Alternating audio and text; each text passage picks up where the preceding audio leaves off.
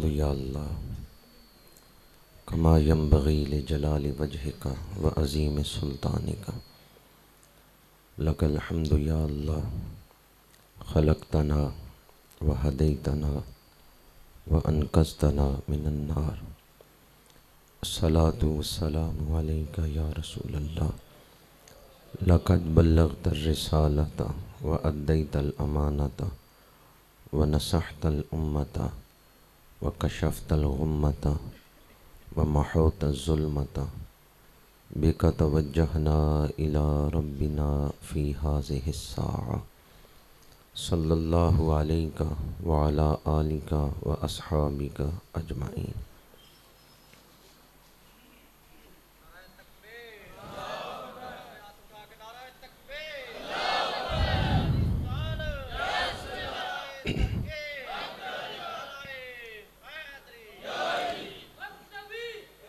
اما بعد فاعوذ باللہ من الشیطان الرجیم بسم اللہ الرحمن الرحیم والضحی واللیل اذا سجی صدق اللہ مولانا العظیم۔ اللہم ارنا الحق حقا وارزقنا اتباعہ وارنا الباطل باطلا وارزقنا اجتنابہ۔ ان اللہ وملائکتہ یصلون علی النبی یا ایہا الذین آمنوا صلوا علیہ وسلموا تسلیما۔ الصلاۃ والسلام علیک یا رسول اللہ وعلی آلک واصحابک یا حبیب اللہ۔ الصلاۃ والسلام علیک یا رسول اللہ وعلی آلک واصحابک یا حبیب اللہ۔ آپ لوگ درود شریف پڑھ رہے تھے اور میں سوچ رہا تھا کل قیامت کے دن کیسا سما ہوگا جب اللہ کے رسول آپ کا نام لے کر بلائیں گے تو امتی عرض کرے گا یا رسول اللہ صلی اللہ علیہ وسلم کیا آپ میرا نام جانتے ہیں؟ تو حضور فرمائیں گے تیرا درود تیرا نام لے کر ہی مجھ تک پہنچایا جاتا تھا۔ الصلاۃ والسلام علیک یا رسول اللہ وعلی آلک واصحابک یا حبیب اللہ۔ ایک حدیث مبارکہ میں ہے کہ جو کثرت سے حضور پر درود پڑھتا ہے حضور نے فرمایا میں قیامت کے دن اس کے تمام معاملات کا والی ہوں۔ اگر آپ چاہتے ہیں قیامت کی ہولناکی میں حضور آپ کے تمام معاملات کے والی بن جائیں تو محبت سے پڑھیں الصلاۃ والسلام علیک یا رسول اللہ وعلی آلک واصحابک یا حبیب اللہ۔ کنز العمال میں ہے کہ ایک شخص نے خواب دیکھا، اس کے پیچھے ایک بلا لگی ہوئی ہے جو اس کو پکڑنا چاہتی ہے لیکن وہ بھاگ رہا ہے۔ تو بھاگتے ہوئے وہ پوچھتا ہے کہ تو کون ہے جو میرے پیچھے پڑ گئی ہے اور کیوں مجھ کو تو پکڑنا چاہتی ہے؟ تو اس بلا سے آواز آتی ہے کہ میں تیرے برے اعمال کا نتیجہ ہوں، جو گناہ تو کرتا ہے، جو تیرے برے اعمال ہیں میں ان کی شکل ہوں جو تجھے پکڑنا چاہتی ہوں، تجھے عذاب میں ڈالنا چاہتی ہوں۔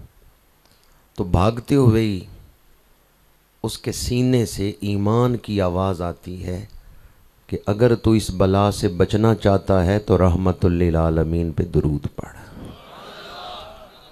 جو درود پڑھتا ہے گناہوں کے اثرات اس کے وجود سے ہٹ جاتے ہیں۔ الصلاۃ والسلام علیک یا رسول اللہ وعلی آلک واصحابک یا حبیب اللہ۔ عجیب فیض ہے آقا تیری محبت کا، درود تجھ پہ پڑھوں اور خود سنور جاؤں۔ اور کسی نے کیا خوب کہا کہ درود پڑھتا جا رہا ہوں میں سنورتا جا رہا ہوں۔ حمد و صلوات کے بعد اللہ تعالیٰ کا شکر ہے جس نے ہمیں شب جمعۃ المبارک میں ایک بابرکت محفل میں حاضری کی توفیق عطا فرمائی ہے۔ تاک رات بھی ہے اور شب جمعہ بھی ہے۔ حدیث پاک ہے کہ جب جمعے کی رات آتی ہے تو فرشتے اترتے ہیں، ان کے ہاتھ میں چاندی کے ورق اور سونے کی کلمیں ہوتی ہیں۔ حضور نے فرمایا جو میرے اوپر درود پڑھتے ہیں فرشتے ان کی فہرستیں تیار کرتے ہیں۔ تو پنجابی میں ہم کہتے ہیں نا چوپڑیاں تے دو دو، آج تاک رات بھی ہے اور شب جمعہ بھی ہے۔ آج تو دو نسبتیں حاصل ہیں، یہ وقت بڑا قیمتی ہے جو آپ گزار رہے ہیں۔ آخری عشرے کی تاک رات بھی ہے اور شب جمعۃ المبارک بھی ہے۔ پھر مسجد کا پاکیزہ ماحول، مشائخ سلسلہ قادریہ ڈھوڈا شریف کی مصاحبت و معیت، بہت ساری نسبتیں ہیں جو ہمیں حاصل ہیں۔ دعا گو ہوں کہ خالق کائنات آپ لوگوں کا اعتکاف کرنا اپنی بارگاہ میں قبول فرمائے، نہ صرف آپ کے لیے بلکہ پورے معاشرے کے لیے باعث برکت بنائے، اور اس اعتکاف کی برکتیں دنیا میں اور آخرت میں اللہ عطا فرمائے۔ آج میں جس موضوع پر آپ کے سامنے گفتگو کر رہا ہوں، ہر مومن کے دل کی یہ خواہش ہے، ہر مومن کے دل کی یہ آرزو ہے۔ کوئی ایسا محب آپ نے دیکھا ہے جو محبوب کی زیارت کو پسند نہ کرتا ہو؟ ہر محب اپنے محبوب کی زیارت کا شوق رکھتا ہے، ہر مومن حضور کی زیارت کا شوق رکھتا ہے۔ تو آج میں چند گھڑیاں آپ کے سامنے زیارت نبوی صلی اللہ علیہ وآلہ وسلم، حضور کا دیدار، اس موضوع پر گفتگو کروں گا۔ اللہ تعالی حق گوئی کی توفیق عطا فرمائے۔ اللہ تعالیٰ کی نعمتوں میں سب سے بڑی نعمت حضور کا وجود ہے۔ کوئی اور نعمت تو بتائیں جو حضور سے بڑی نعمت ہے؟ سب نعمتوں سے بڑی نعمت حضور کا وجود ہے۔ تو جن کا وجود سب سے بڑی نعمت ہے ان کا دیدار کتنی بڑی نعمت ہوگی۔ والدین کی زیارت کریں محبت کے ساتھ تو حج مبرور کا ثواب ملتا ہے، حالانکہ ممکن ہے والدین گناہگار ہوں۔ ہم اپنے والدین کی زیارت کریں محبت کے ساتھ تو حج مبرور کا ثواب ہے۔ جس محبوب کے صدقے والدین کو یہ شان ملی ہے ان کے دیدار پر کتنا ثواب ہوگا۔ جب والدین کے دیدار پر اتنا اجر ہے، حج مبرور، تو حضور کی زیارت پر کتنا اجر ملے گا۔ سلام ان آنکھوں کو جنہوں نے حضور کا دیدار شوق سے کیا ہے، اور سلام ان دلوں کو جن دلوں میں شوق دیدار پایا جاتا ہے۔ حضور کا دیدار یہ تو بہت بڑی نعمت ہے۔ حضور کا ذکر کرنا، جن کا ذکر بڑی نعمت ہے ان کا دیدار کتنی بڑی نعمت ہو۔ ایک بزرگ بیان فرما رہے تھے تو انہوں نے فرمایا کہ جنت کی قیمت حضور کا نام ہے۔ تو ایک عالم دین کھڑا ہوا، اس نے اعتراض کیا، اس نے کہا بھئی جنت اتنی سستی نہیں ہے کہ حضور کا نام لیں اور جنت مل جائے۔ اس نے اعتراض کیا، اس نے کہا جنت اتنی بھی سستی نہیں۔ بزرگوں نے فرمایا میں نے کب کہا ہے کہ جنت سستی ہے؟ جنت بڑی قیمتی ہے، پر حضور کا نام بھی سستا۔ حضور کے نام کی تمہیں قدر نہیں، تمہیں پتہ نہیں یہ کس ہستی کا نام ہے۔ یہ محبوب کبریا کا نام ہے، یہ سید الانبیاء کا نام ہے، یہ سید الخلائق کا نام ہے۔ خلق سے اولیاء، اولیاء سے رسول، اور رسولوں سے اعلیٰ۔ جنت بڑی قیمتی ہے، پر جنت سے قیمتی حضور کا نام مبارک ہے۔ حضرت جنید بغدادی رحمت اللہ تعالیٰ علیہ، داتا صاحب کا سلسلہ جنیدی سلسلہ ہے۔ داتا صاحب اتنے بڑے بزرگ ہیں تو جو ان کے مرشدوں کے مرشدوں کے، داتا صاحب کا تعلق جنیدی سلسلے کے ساتھ ہے۔ حضرت جنید بغدادی فرماتے ہیں خراباتیاں میں پرستی کنیت، محمد بگوید و مستی کنیت۔ شرابی کسی جگہ شراب پیتے تھے نا تو آپ بھی پیچھے پیچھے تشریف لے گئے۔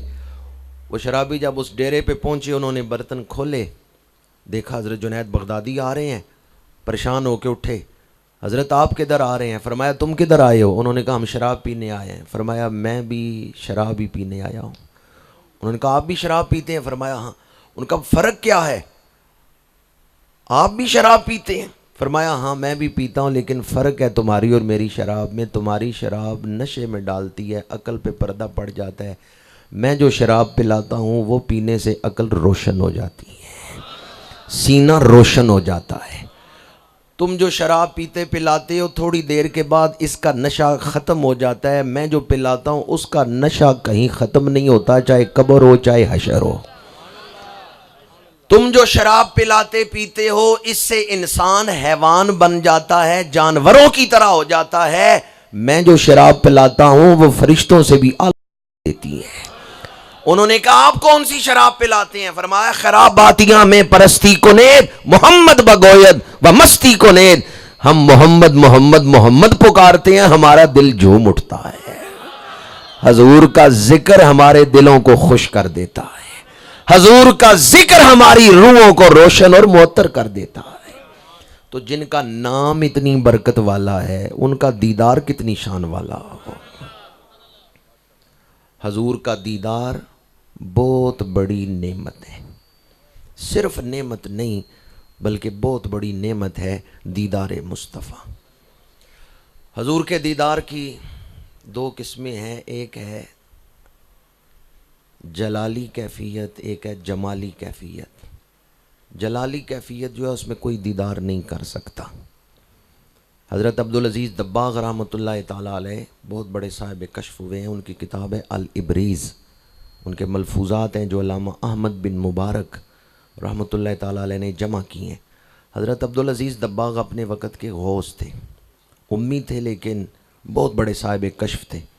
وہ فرماتے ہیں اگر کوئی آدمی اتنا بہادر ہو کہ شیر کو کان سے پکڑ کے چلا سکتا ہو، اگر 40 ایسے بہادر جو شیر کو کان سے پکڑ کے چلا سکتے ہو، ان 40 کی بہادری ایک بندے کے دل میں جمع ہو، یعنی وہ بڑے حوصلے والا ہو، اگر حضور اپنی حقیقت کے ساتھ اس کے سامنے آ جائیں تو اس کا کلیجہ پگھل جائے، اس کا جگر پھٹ جائے، وہ برداشت نہ کر سکے۔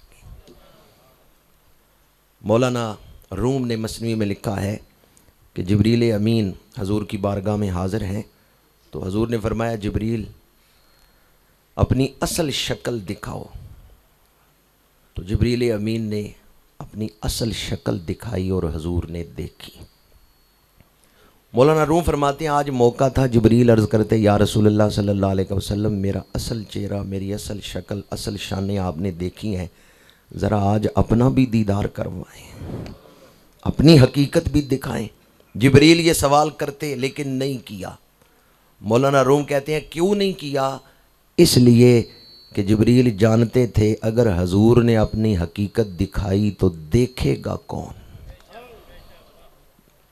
وہ اگر جلوہ کریں کون تماشائی ہو، میں نظر کہاں سے لاؤں گا دیکھنے کے لیے؟ تو جو حقیقت محمدیہ ہے اس کو تو کوئی دیکھ نہیں سکتا۔ ہاں اللہ نے پردے ڈالے، حجابات ڈالے، اور حضور کے ظاہر پاک کا دیدار ہم کرتے ہیں جو کہ جمال مصطفیٰ ہے۔ والضحیٰ واللیل اذا سجا، قسم ہے روح روشن کی اور قسم ہے زلفوں کی جب وہ پھیل جائیں۔ حضور کا دیدار جب ہوتا ہے تو سینہ روشن ہو جاتا ہے، دل منور ہو جاتا ہے۔ اعلیٰ حضرت نے لکھا ہے نا چمک تجھ سے پاتے ہیں سب پانے والے، میرا دل بھی چمکا دے۔ دینی علوم میں بہت بڑا نام ہے سید شریف جرجانی رحمۃ اللہ تعالیٰ علیہ، یہ مرجع العلماء ہے۔ عام آدمی کو مسئلہ پتہ نہیں ہوتا، علماء سے پوچھتا ہے، جہاں علماء پھنس جاتے ہیں وہ سید شریف جرجانی کی کتابیں اٹھا لیتے ہیں۔ درس نظامی میں بہت بڑا نام ہے سید شریف جرجانی رحمۃ اللہ تعالیٰ علیہ۔ آپ فرماتے ہیں دل جتنا رسول کے قریب ہوگا اتنا ہی روشن اور منور ہوگا۔ حضور کے دیدار پاک کی پہلی برکت یہ ہے کہ حضور کے دیدار سے دل کے میل اتر جاتے ہیں، دل روشن اور منور ہو جاتا ہے۔ چمک تجھ سے پاتے ہیں سب پانے والے، میرا دل بھی چمکا دے۔ دوسری برکت یہ ہے حضور کے دیدار پاک کی، جب حضور کا دیدار پاک ہوتا ہے تو ایک ایسی خوشبو آتی ہے، ایک ایسی خوشبو محسوس ہوتی ہے کہ اس طرح کی خوشبو دنیا کے کسی عطر میں، مشک میں، عنبر میں، کستوری میں نہیں۔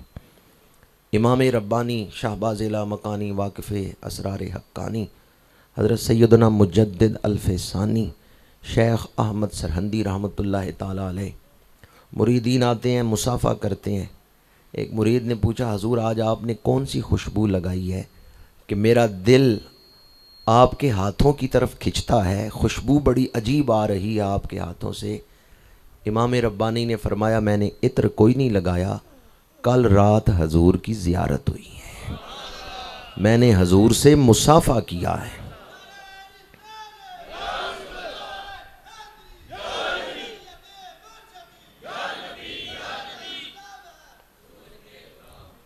امام ربانی فرماتے ہیں حضور کی زیارت ہوئی ہے، میں نے حضور سے مصافحہ کیا ہے. یہ حضور کے دست مبارک کی خوشبو ہے جو میرے ہاتھوں کے ساتھ لگ گئی ہے. تو حضور کی زیارت کی برکات میں سے ایک برکت تو یہ کہ سینہ روشن و منور ہو جاتا ہے. دوسرا یہ عجب مہک آتی ہے، خوشبو آتی ہے. اعلیٰ حضرت نے لکھا ہے نا، ان کی مہک نے دل کے غنچے کھلا دیے ہیں، جس راہ چل دیے ہیں کوچے بسا دیے ہیں. اور تیسری برکت یہ ہے ایک ایسی سیرابی، ایک ایسی لذت دل کو حاصل ہوتی ہے جس کو لفظوں میں بیان نہیں کیا جا سکتا.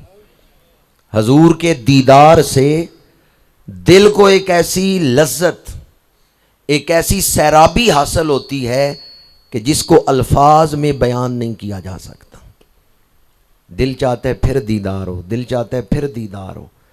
یہ حضور کے دیدار کی تاثیر ہے جسے الابریز میں حضرت عبدالعزیز دباغ رحمۃ اللہ تعالیٰ علیہ نے بیان کیا ہے کہ حضور کے دیدار کی جو تاثیر ہے، جو لذت ہے، اس کو الفاظ میں بیان نہیں کیا جا سکتا. میں ایک حدیث پاک آپ کو سنا رہا ہوں جس میں حضرت عبدالعزیز دباغ رحمۃ اللہ تعالیٰ علیہ کے اس فرمان کی تصدیق ہے. سفر ہجرت میں کچھ دیر میرے آقا کریم ٹھہرے ہیں حضرت ام معبد کے گھر. وہ ام معبد جن کی بیمار بکری تھی، خشک تھن تھے، اور حضور نے بکری کے خشک تھنوں کو ہاتھ رکھا ہے. گھر میں برتن ختم ہو گئے ہیں، بکری کے تھنوں میں دودھ نہیں ختم ہوا. نعمتیں بانٹتا جس سمت وہ ذیشان گیا، ساتھ ہی منشی رحمت کا قلم دان گیا. حضور کچھ دیر ان کے ہاں تشریف فرما رہے، پھر آگے سفر فرمایا. شام کے وقت ام معبد کا خامند گھر آیا.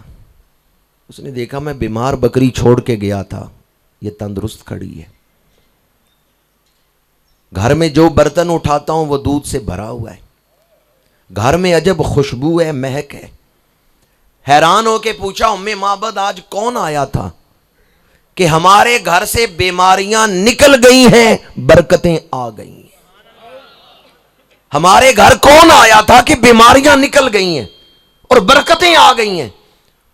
ام معبد کہتی ہیں نام تو میں نے پوچھا ہی نہیں، نام نہیں میں ان سے پوچھ سکی، پر وجود بڑی برکتوں والے تھے، وجود بڑی برکتوں والے تھے، میں نے نام نہیں پوچھا.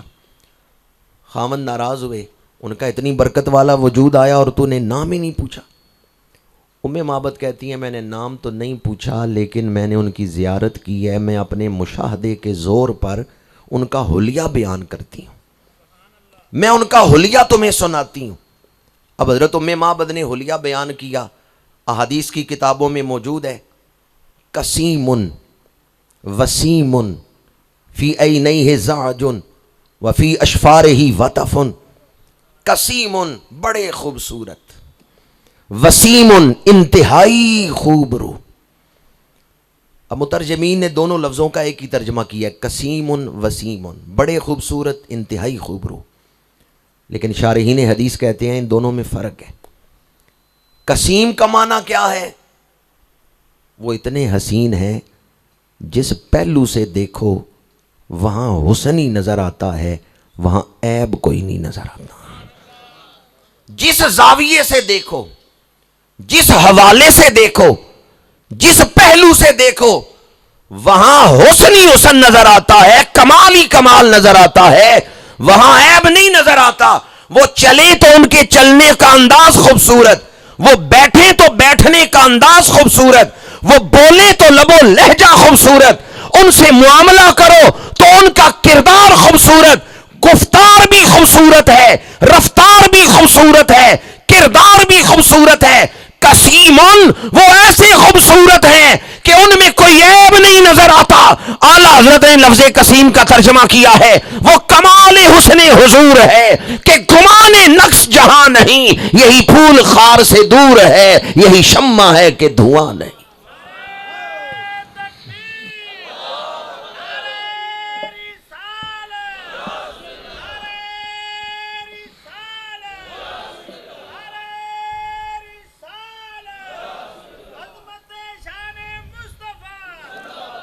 کسیمن، ان میں عیب کوئی نہیں. وہ چیزیں جو اوروں کے ساتھ نسبت رکھیں تو عیب والی ہوتی ہیں، جب ان کی نسبت حضور کے ساتھ ہو جائے عیب دور ہو جاتا ہے. دوسروں کے تھوک میں بیماریاں ہیں، عیب ہے، حضور کے لعاب دہن میں شفا ہے. وہ چیزیں جو اوروں کے ساتھ نسبت رکھیں، پسینے میں بدبو ہے اور حضور کے پسینے میں خوشبو ہے. وہ چیزیں جو اوروں کے ساتھ نسبت رکھیں تو ان میں عیب ہیں، جب ان کی نسبت حضور کے ساتھ ہو جائے اللہ ان چیزوں کو بھی خوبیاں عطا فرما دیتا ہے. کسیمن، وہاں عیب کوئی نہیں. اب دوسرا لفظ کسیمن جو میرے اس موضوع سے متعلق ہے، سرشاری والا، حضور کے حسن کی تاثیر. ام معبد کہتی ہیں وہ ایسے خوبصورت ہیں جتنا دیکھو جتنا دیکھو جتنا دیکھو دل رجتا ہی نہیں. لفظ وسیم کا پنجابی میں کسی نے ترجمہ کیا ہے دل نبی دے نظارے کو لو. یا اللہ جو محبت سے پڑھے اسے حضور کا دیدار عطا فرما. دل نبی دے نظارے کو لو. حضرت ابو ہریرہ رضی اللہ تعالیٰ عنہ سے کسی نے کہا زر غبن تزدد حبن، ایک دن چھوڑ کے ملے نا تو محبت بڑھتی ہے. روز تم حضور کی بارگاہ میں ہی ہوتے ہو، ایک دن چھوڑ کے ملا کرو محبت بڑھتی ہے. زر غبن تزدد حبن. حضرت ابو ہریرہ نے کہا تو کہتے ہیں ایک دن چھوڑ کے ملوں، ہمارے لیے تو دوسری نماز کا وقت گزارنا مشکل ہوتا ہے. ہم تو ایک نماز پڑھ کے دوسری نماز تک کا انتظار کرنا، کب نماز کا وقت ہوگا حضور آئیں گے اور ہم دیدار کریں گے. کیسی بے تابی ہے صحابہ کرام میں، کیسا شوق ہے دیدار کا. حضرت ابو ہریرہ فرماتے ہیں ایک دن حضور محفل سے اٹھ کے تشریف لے گئے اور بتایا نہیں کہ کہاں تشریف لے گئے. میرا دل گھبرایا دیدار کروں، میں حضور کی تلاش میں نکلا. ابو ہریرہ فرماتے ہیں میں نے کسی سے پوچھا نہیں حضور کدھر گئے ہیں، خوشبو بتاتی گئی حضور کدھر جا رہے ہیں. میں اس خوشبو کے پیچھے چلتا گیا ہوں. یہ حدیث جو میں آپ کو سنا رہا ہوں مسلم شریف میں ہے، صحاح کی کتاب ہے مسلم شریف. مسلم شریف میں یہ حدیث پاک ہے. ابو ہریرہ فرماتے ہیں میں حضور کی تلاش میں ہوں، حضور کو ڈھونڈ رہا ہوں، اور کس چیز کو معیار بنایا ہے؟ خوشبو رسول. ایک باغ کے قریب پہنچے، مجھے باغ کے اندر سے حضور کی خوشبو آ رہی ہے. میں باغ کی دیوار کے باہر کھڑا ہوں، باغ کے ارد گرد دیوار ہے، دوسری طرف حضرت ابو ہریرہ ہیں. ابو ہریرہ کہتے ہیں مجھے باغ کے اندر سے حضور کی خوشبو آ رہی ہے. اگر آپ غور سے سن رہے ہیں تو بتائیں کہاں سے خوشبو آ رہی ہے؟ باغ کے اندر سے تو پھولوں کی خوشبو آنی چاہیے نا. سمجھیے میرا سوال. باغ کے پاس سے گزرے تو پھولوں کی خوشبو آتی ہے، گزر باغ کے پاس سے رہے ہیں خوشبو حضور کی آ رہی ہے. اس کا مطلب کیا ہے؟ جب حضور باغ میں تشریف لے جائیں پھر حضور کے وجود کی خوشبو پھولوں کی خوشبو پہ چھا جاتی ہے. پھر پھولوں کی خوشبو اس کی جرت نہیں حضور کے وجود کی خوشبو پہ غالب آ سکے، حضور کے وجود کی خوشبو غالب آ گئی ہے. ابو ہریرہ باغ کے باہر ہیں، باغ کے اندر سے حضور کی خوشبو آ رہی ہے. اب دیدار کی تڑپ جو ہے وہ میں آپ کو سنانا چاہتا تھا. ابو ہریرہ کہتے ہیں میں نے باغ کا دروازہ نہیں ڈھونڈا کہ دروازہ کہاں ہے، میں دروازے سے اندر جاؤں اور دیکھوں کہ حضور اندر تشریف فرما ہے. نہیں، جہاں میں کھڑا تھا وہاں دیوار میں تھوڑا سا سوراخ تھا. بعض اوقات ایسا ہوتا ہے کہیں سے درار میں دراڑ آ جاتی ہے، دیوار میں تریڑ، تو کچھ راستہ بن جاتا ہے. کہتے ہیں آدمی آسانی سے اندر جا نہیں سکتا تھا، سوراخ تھوڑا تھا، لیکن میرا شوق اتنا تھا میں دروازے کی طرف گیا ہی نہیں، میں نے اس سوراخ میں جسم گھسیڑ دیا ہے. ابو ہریرہ آپ دروازے کی طرف کیوں نہیں گئے؟ اس دراڑ میں ہی آپ نے کیوں اپنا جسم گھسیڑ دیا ہے؟ ابو ہریرہ کہتے ہیں تمہارے دل کو کبھی عشق نے تڑپایا ہو تو تمہیں پتا ہونا کہ جب محبوب کے دیدار کا شوق غالب ہوتا ہے تو عاشق کی حالت کیا ہوتی ہے. ابو ہریرہ کہتے ہیں میں باغ کے اندر گیا، کیا دیکھا؟ اللہ کے رسول تشریف فرمائے۔ حضور نے فرمایا ابو ہریرہ آ گئے ہو؟ میں نے عرض کیا یا رسول اللہ آ گیا ہوں۔ حضور نے فرمایا جاؤ اس باغ کی دیوار کے باہر تمہیں جو بھی ملے اسے کہو جس نے لا الہ الا اللہ پڑھا ہے وہ جنت میں جائے گا۔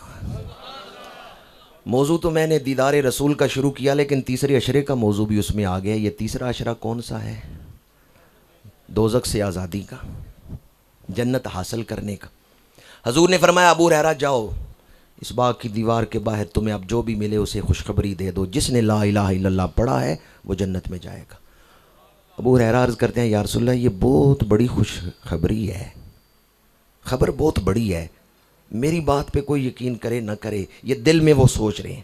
حضور کبھی کوئی نشانی عطا فرما دینا، میں آپ کی نشانی دکھا کے تو پھر آپ کی طرف سے خوشخبری سناؤں۔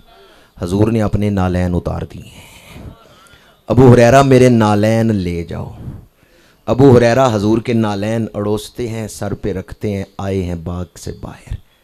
آگے مل گئے حضرت فاروق اعظم، اور حضرت فاروق اعظم کو خوشخبری سنائی حضرت ابو ہریرہ نے۔ حضور نے فرمایا ہے جس نے بھی کلمہ پڑھا ہے وہ جنت میں ضرور جائے گا۔ مسلم شریف کی حدیث ہے، تو بعض لوگ کہتے ہیں بھی مسلم شریف میں اتنا ہی ہے لا الہ الا اللہ، جس نے لا الہ الا اللہ پڑھا وہ جنت میں جائے گا۔ محمد رسول اللہ تو اس حدیث میں نہیں، لا الہ الا اللہ۔ میں نے کہا بعض اوقات جز بول کے کل مراد لیا جاتا ہے۔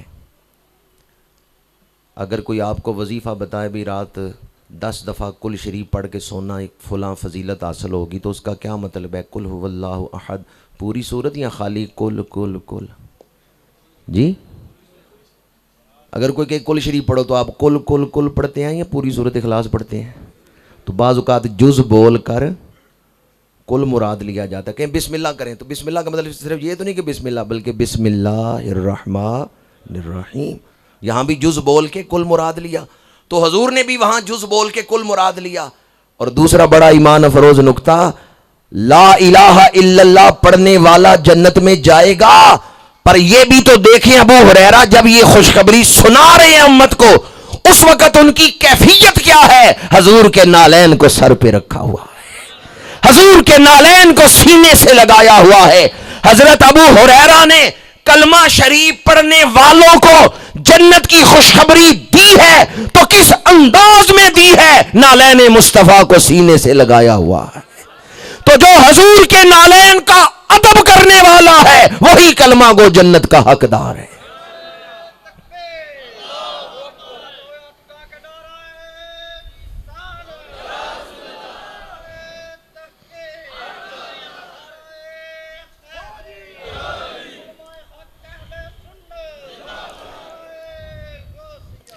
حضرت ابو ہریرہ رضی اللہ تعالی عنہ کا شوق دیدار کہ دروازے کی طرف نہیں گئے، دیوار سے ہی وہ جو سوراخ تھا اس سے جسم کو گسیڑا۔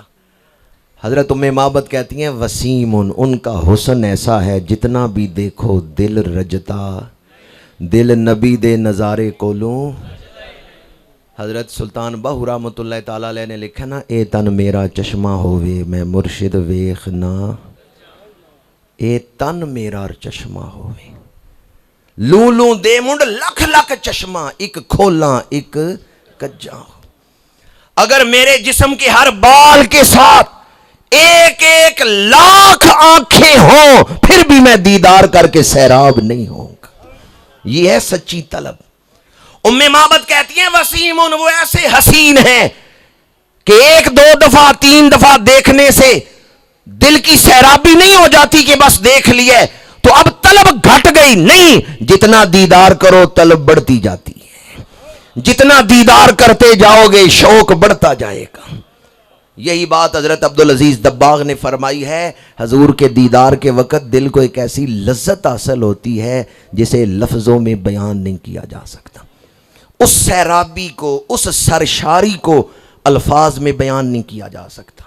تو میں نے آپ کے سامنے زیارت کی 3 برکات بیان کی، ویسے زیارت کی بے شمار برکتیں ہیں، میں نے صرف 3 برکتیں بیان کی ہیں۔ دل چمک اٹھتا ہے، خوشبو محسوس ہوتی ہے، دل کو ایسی لذت ہوتی ہے کہ جو الفاظ میں بیان ہی نہیں ہو سکتی۔ آگے چلیں۔ حضور کے دیدار کی پھر دو قسمیں ہیں، ایک ہے خواب میں دیدار، ایک ہے جاگتے ہوئے دیدار، اور دونوں طرح ممکن ہے۔ کوئی یہ نہ کہے کہ حضور کا وصال پاک ہو چکا ہے تو اب خواب میں ہی ہو سکتا ہے، جاگتے ہوئے نہیں ہو سکتا۔ حضور کا دیدار دونوں طرح ممکن ہے۔ مکتبہ دیوبند سے مولوی انور شاہ کاشمیری بخاری شریف کی شرح لکھی ہے انور شاہ کاشمیری نے عربی زبان میں، فیض الباری کے مقدمے میں دیوبندی مکتبہ فکر کے شارح حدیث انور شاہ کاشمیری نے لکھا ہے 8 ایسے خوش نصیب طلباء تھے بخاری شریف کے جنہیں خود حضور آ کے بخاری شریف پڑھاتے تھے۔ اور اسی فیض الباری میں مولوی انور شاہ کاشمیری نے لکھا ہے علامہ جلال الدین سیوطی رحمۃ اللہ تعالی علیہ وہ خوش نصیب ہیں جنہیں جاگتے ہوئے حضور کا دیدار نصیب ہوتا تھا۔ اس امت میں کتنے ایسے لوگ گزرے ہیں جنہیں جاگتے ہوئے حضور کا دیدار نصیب ہوا ہے۔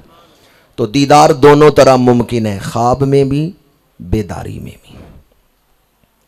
خواب میں دیدار ہو تو اس کے بارے میں حضور کی حدیث پاک ہے، بخاری شریف میں حدیث ہے، میرے آقا کریم نے فرمایا من رآنی فی المنام فقد رآنی فإن الشیطان لا یتمثل بی۔ حضور نے فرمایا جس نے مجھے خواب میں دیکھا وہ یقین کرے اس نے مجھے ہی دیکھا ہے، شیطان میری صورت میں نہیں آ سکتا۔ شیطان کسی عالم کسی اور شخص کی صورت میں آ کے آپ کو خواب میں کوئی منظر دکھا سکتا ہے، لیکن حضور کی شکل پاک اپنا سکتا نہیں۔ دوسری خصوصیت حضور کی یہ عین ممکن ہے کہ آپ خواب دیکھیں اور علامہ تنویر صاحب سے آ کے کہیں بھئی کل میں نے رات خواب میں تنویر صاحب آپ کو دیکھا ہے، تو تنویر صاحب کہ مجھے تو پتہ ہی نہیں ہے۔ ممکن ہے یا نہیں ہے؟ یہ ممکن ہے کہ آپ کسی شخص کو خواب میں دیکھیں اور خود جا کے اس کو پتہ چلے کہ مجھے اس نے خواب میں دیکھا ہے، پر حضور کی شان یہ نہیں ہے۔ جس کے خواب میں حضور آتے ہیں حضور کو علم ہے کس نے مجھے خواب میں دیکھا ہے۔ بلکہ اس سے آگے ایک بات کر رہا ہوں کہ ہم اپنے ارادے سے کسی کے خواب میں آ نہیں سکتے، حضور اپنے ارادے سے جس کے خواب میں چاہیں تشریف لا سکتے ہیں۔ آپ لوگ اپنے ارادے سے کسی کے خواب میں آ سکتے ہیں؟ حضور جس کے خواب میں چاہیں آپ تشریف لا سکتے ہیں۔ تمام جہان، بیداری کا جہان ہو یا خواب کا جہان ہو، حضور عالمین کے لیے رحمت ہے، عالمین میں حضور کے لیے کوئی دیواریں نہیں ہیں۔ میں اور آپ اپنی مرضی سے کسی کے خواب میں نہیں آ سکتے، ارادے سے نہیں آ سکتے، حضور اپنے ارادے سے خواب میں تشریف لاتے ہیں۔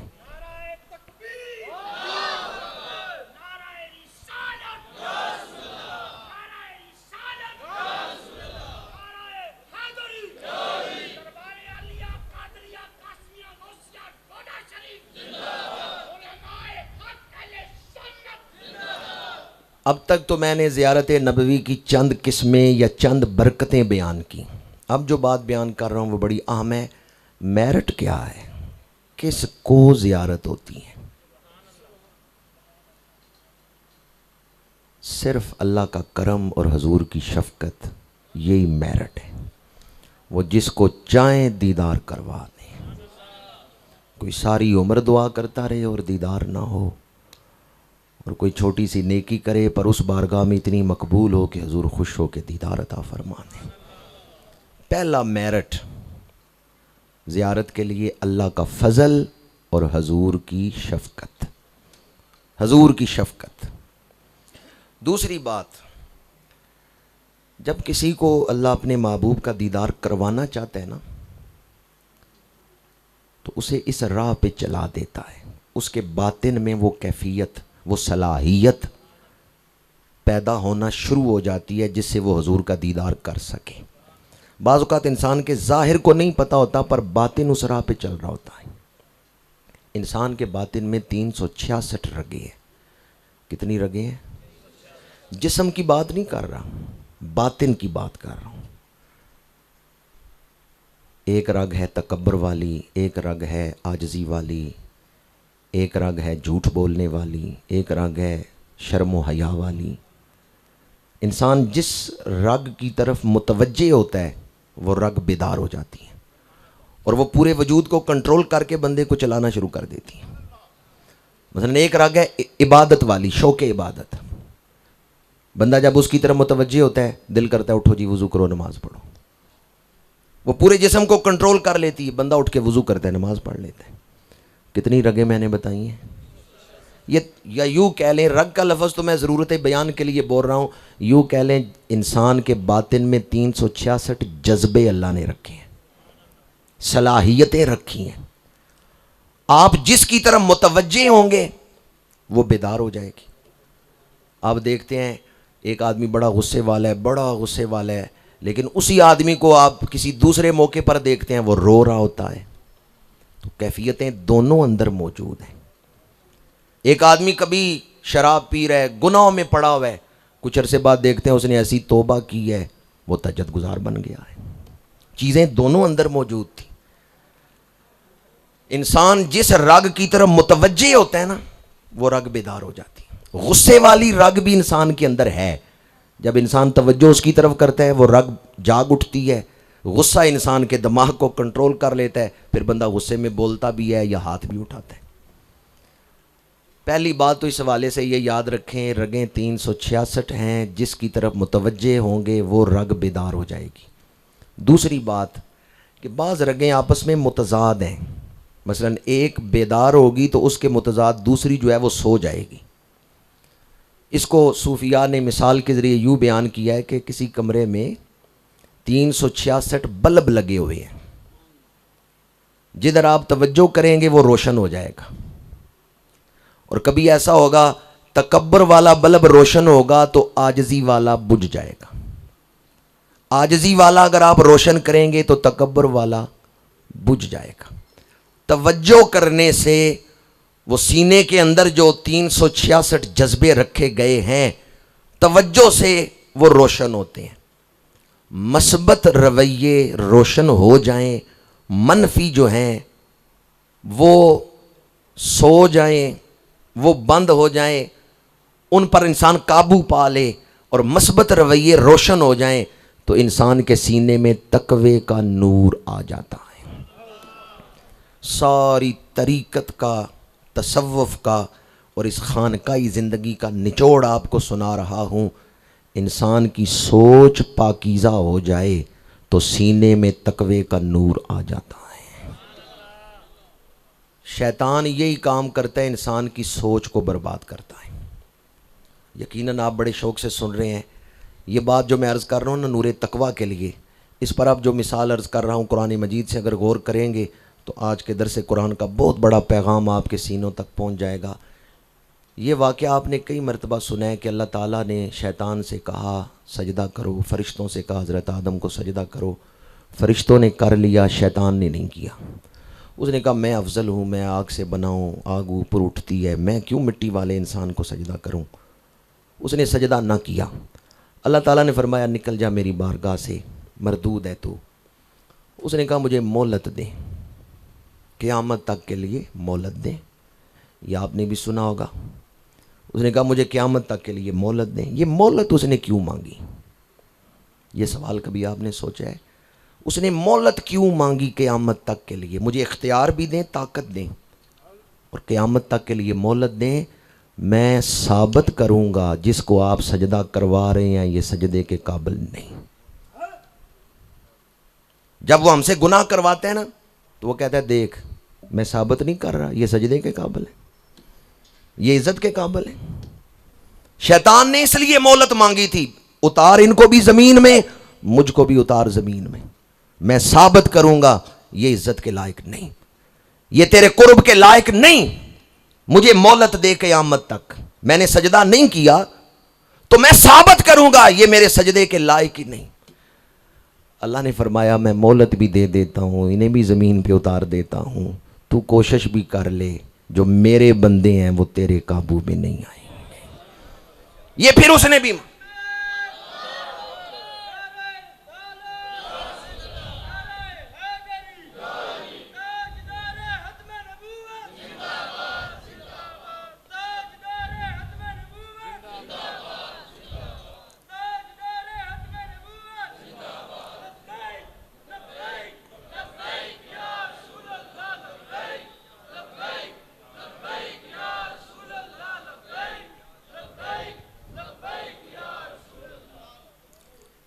جب کبھی غفلت غالب آئے اور گناہ کی طرف قدم اٹھانے لگیں تو یہ 23ویں رات کا ایک پیغام یاد رکھیں۔ شیطان نے کہا تھا یا اللہ انہیں بھی زمین پہ اتار، مجھے بھی، میں ثابت کروں گا یہ عزت کے لائق نہیں۔ اور میں اب گناہ کر کے شیطان کو سچا ثابت کرنے لگا ہوں کہ شیطان نے ٹھیک ہی کہا تھا۔ سمجھ آ گئی میری بات؟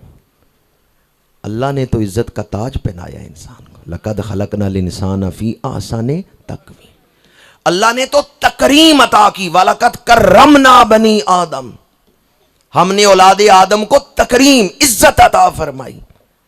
شیطان نے کہا یہ عزت کے قابل نہیں، یہ تیرے قرب کے قابل نہیں، میں شیطان ہوں یہ بھی شیطان ہے، میں مجرم ہوں یہ بھی مجرم ہے، میں تیرا نافرمان ہوں یہ بھی تیرے نافرمان ہے، ذرا انہیں زمین پہ اتار، پھر دیکھ میں نے کیسے تیرا باغی بناتا ہوں، میں کیسے تیرا مجرم ان کو بناتا ہوں، کیسے تیری بارگاہ سے دور بھاگنے والا بناتا ہوں۔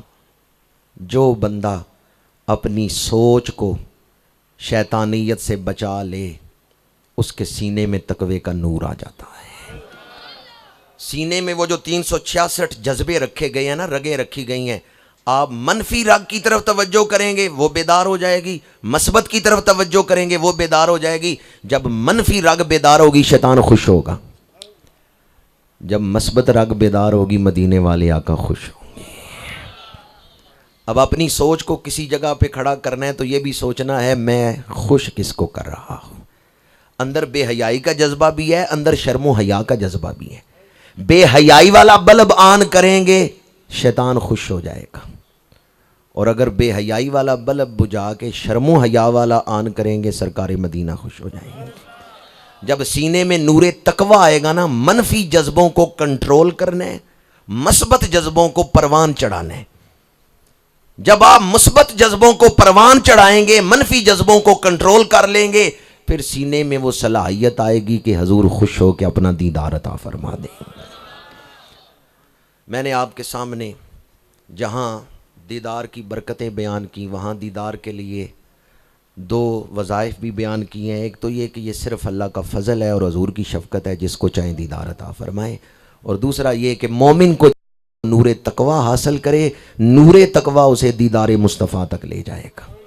اب آئیں تاریخ اٹھا کے دیکھیں، یہ موضوع اپنے اندر کئی پہلو رکھتا ہے، انشاءاللہ پھر آپ کے سامنے عرض کروں گا۔ آخر میں آج آپ کے سامنے تاریخ کے چند ایک وہ معاملات، وہ مستند حوالے جن سے یہ ثابت ہوتا ہے کہ حضور اپنے وصال پاک کے بعد امت کو دیدار کرواتے رہے ہیں، حضور کے صحابہ حضور کا دیدار کرتے رہے ہیں۔ امام غزالی نے احیاء علوم الدین میں لکھا ہے کہ رمضان شریف کا مہینہ ہے، حضرت فاروق اعظم رضی اللہ تعالیٰ عنہ کو خواب میں حضور کا دیدار ہوا ہے، اور حضور نے حضرت فاروق اعظم کی رہنمائی فرمائی ہے۔ تفصیل میں نہیں جا رہا، وہاں کیمیائے سعادت سے آپ پڑھ لیں یا احیاء علوم الدین اس سے پڑھ لیں۔ حضرت فاروق اعظم کو خواب میں رسول اللہ کا دیدار ہوا اور حضور نے ان کی رہنمائی فرمائی۔ اور اسی طرح کا ایک واقعہ متعدد کتابوں میں ہے کہ حضرت فاروق اعظم رضی اللہ تعالیٰ عنہ کے دور میں قحط پڑا، بارش نہیں ہو رہی۔ ایک صحابی کو حضور کی زیارت ہوئی۔ ان کو زیارت کیسے ہوئی کہ ان کے ہاں بکری تھی جس کو انہوں نے ذبح کیا کہ قحط ہے تو چلو آج بکری کو ذبح کرتے ہیں، لیکن جب انہوں نے بکری کو ذبح کیا سوائے ہڈیوں کے اور خون کے اس میں سے کچھ نہیں نکلا، گوشت نہیں نکلا جس کو وہ پکا سکتے۔ اس وقت وہ رو پڑے اور رو کے اس صحابی نے کہا واہ محمدہ، یا رسول اللہ مدد فرمائے، اتنا قحط پڑا ہے کہ ہمارے جانوروں کے جسموں سے گوشت ختم ہو گئے، ہڈیوں کا پنجر، کچھ خون نکلا ہے جسم سے اور ہڈیاں، گوشت نہیں جسم سے ملا اس بکری کے جسم سے کہ میں پکا سکوں۔ واہ محمدہ، یہ انہوں نے پکارا۔ اس رات خواب میں حضور کی زیارت ہوئی۔ حضور نے فرمایا جاؤ عمر بن خطاب کے پاس، ان کا دور خلافت تھا۔ حضور نے فرمایا عمر کو میرا سلام کہو، اور عمر سے کہو کہ تم تو بڑے سمجھدار تھے، عقل مند تھے، تمہیں کیا ہوا ہے؟ وہ صحابی آئے حضرت فاروق اعظم کے دروازے پہ، دستک دی اور آواز کس طرح دی؟ حضور کا قاصد پیغام لے کے آیا ہے، جلدی آئیں، میں آپ کو حضور کا پیغام سنانا چاہتا ہوں۔ جب حضور کا ذکر آیا نا، فاروق اعظم نے جوڑے نہیں پہنے، جوتے نہیں پہنے، ننگے پیر دوڑتے ہوئے آئے۔ حضور کا پیغام، رسول اللہ کا پیغام۔ وہ صحابی کہتے ہیں عمر، مجھے خواب میں حضور کی زیارت ہوئی اور حضور نے آپ کی طرف سلام بھیجا ہے، اور حضور نے فرمایا ہے کہ جاؤ، جا کے عمر سے کہو تم تو بڑے سمجھدار تھے، عقل مند تھے، تمہیں کیا ہوا ہے؟ یہ سنتے ہی حضرت فاروق اعظم کی آنکھوں میں آنسو آ گئے، اور روتے ہوئے اس صحابی سے پوچھا، کیا حضور کی ظاہری حیات مبارکہ میں میرا جو طرز عمل تھا وہ بدل گیا ہے، یا اب بھی میں اسی طرح زندگی گزار رہا ہوں؟ اس صحابی نے کہا، عمر آپ تو اسی طرح زندگی گزار رہے ہیں، تقوی کے ساتھ۔ حضرت فاروق اعظم روتے ہوئے دیگر اہل مدینہ سے پوچھتے ہیں کہ حضور نے میری طرف پیغام بھیجا ہے کہ عمر تم تو بڑے سمجھدار تھے، تمہیں کیا ہوا؟ تم بتاؤ، میرا طرز عمل بدل تو نہیں گیا؟ میری زندگی میں حکمران بننے کے بعد، خلیفہ بننے کے بعد فرق تو نہیں آ گیا؟ تبدیلی تو نہیں آ گئی کہ میں نے حضور کا راستہ چھوڑ دیا ہو؟ مدینہ منورہ کا ہر باسی گواہی دے رہا ہے، فاروق اعظم آپ تو بڑے تقوی والے ہیں، آپ کا تو ہر قدم سنت کے مطابق ہے۔ پھر آپ رو کے کہتے ہیں، حضور نے یہ کیوں پیغام بھیجا ہے کہ عمر تم تو بڑے عقل مند تھے، تمہیں کیا ہوا ہے؟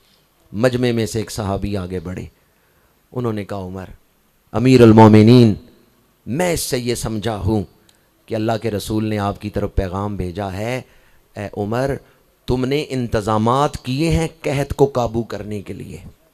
آپ نے مصر خط لکھا تھا حضرت عمرو بن عاص کو کہ وہاں سے غلہ بھیجو، مصر سے غلہ آ رہا تھا، دیگر علاقوں سے غلہ منگایا۔ وہ صحابی کہتے ہیں، امیر المومنین میں یہ سمجھا ہوں کہ اللہ کے رسول فرما رہے ہیں، عمر تم نے انتظام کیے ہیں کہ قحط پر قابو پایا جائے، جبکہ آپ تو مستجاب الدعوات ہیں، آپ دعا کریں بارش ہو جائے گی۔ میں یہ سمجھا ہوں۔ حضرت فاروق اعظم نے روتے ہوئے دعا کے لیے ہاتھ اٹھائے، حضرت فاروق اعظم نے روتے ہوئے دعا کے لیے ہاتھ اٹھائے کہ میرے آقا کریم نے مجھے دعا کا حکم دیا ہے، اس طرف آپ میرا دھیان نہیں گیا۔ پھر آپ نے دعا فرمائی، اللہ تعالیٰ نے بارش نازل فرمائی اور قحط دور ہو گیا۔ میرے آقا کریم اپنے وصال پاک کے بعد متعدد صحابہ کرام کو خواب میں ملے، زیارتیں کروائیں، رہنمائی فرمائی۔ تیسرے خلیفہ راشد حضرت عثمان غنی رضی اللہ تعالیٰ عنہ، انہیں خواب میں حضور کی زیارت ہوئی شہادت سے ایک رات پہلے، اور آپ جانتے ہیں حضرت عثمان غنی روزے رکھ رہے تھے، چونکہ پانی آپ پر بند کر دیا گیا تھا، بلوائی آئے تھے مختلف علاقوں سے، یہودیوں کے پیچھے سازش تھی، عبداللہ بن سبا یہودی تھا، اس نے حضرت عثمان غنی کی شہادت کی سازش تیار کی تھی۔ تو شہادت سے ایک رات پہلے خواب میں حضور کی زیارت ہوئی، اور حضور نے فرمایا، عثمان کل روزہ میرے پاس آ کے افطار کرنا۔ کیسا روزہ ہے؟ رکھا یہاں ہے، کھولا حضور کے دسترخوان پہ جا کے۔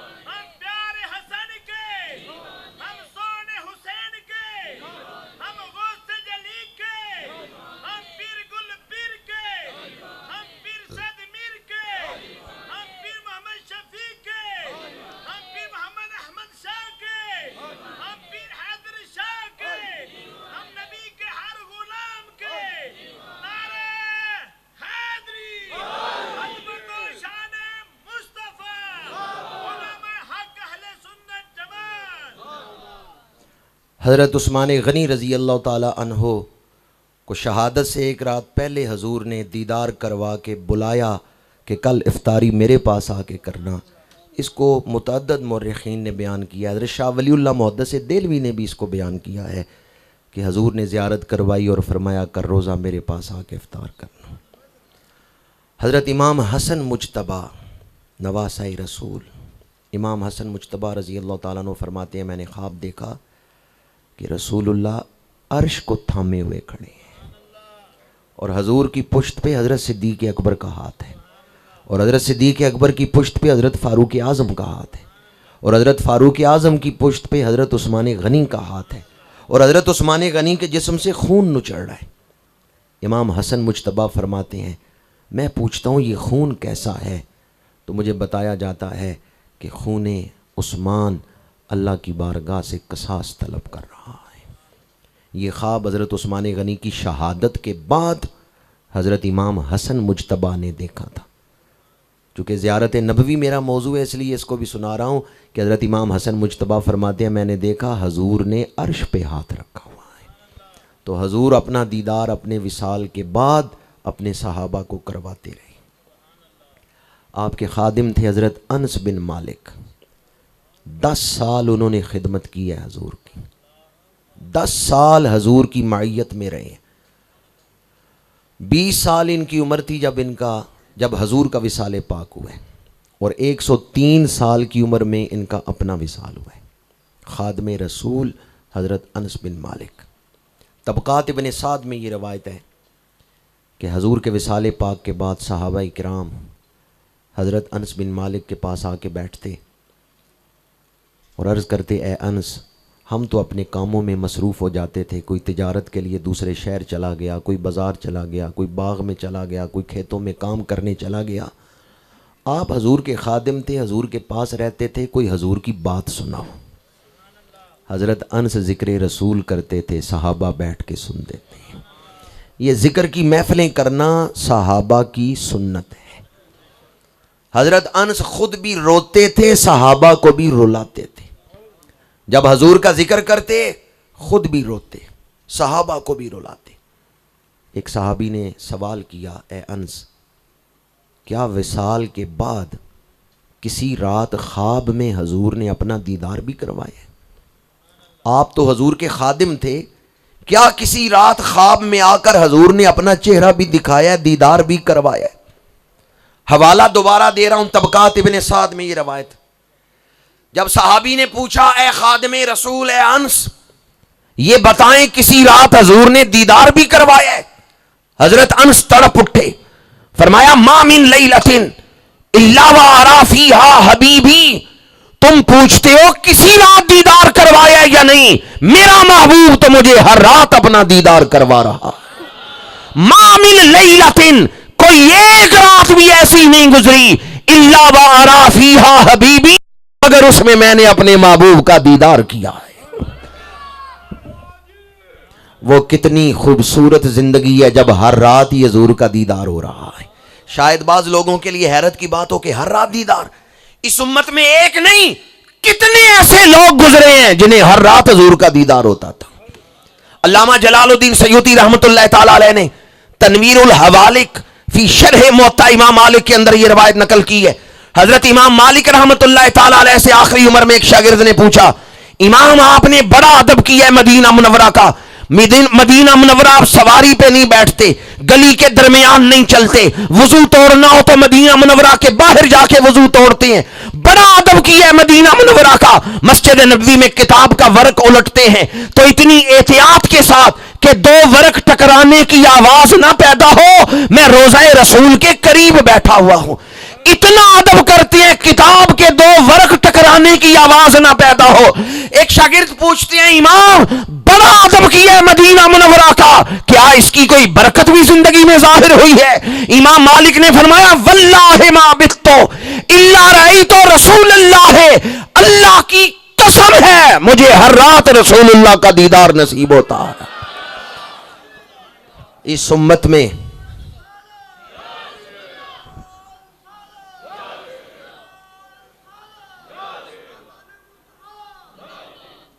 اگر کوئی اندھا ہو تو وہ یہ تو نہیں کہہ سکتا بھی دنیا میں سارے ہی اندھے ہیں.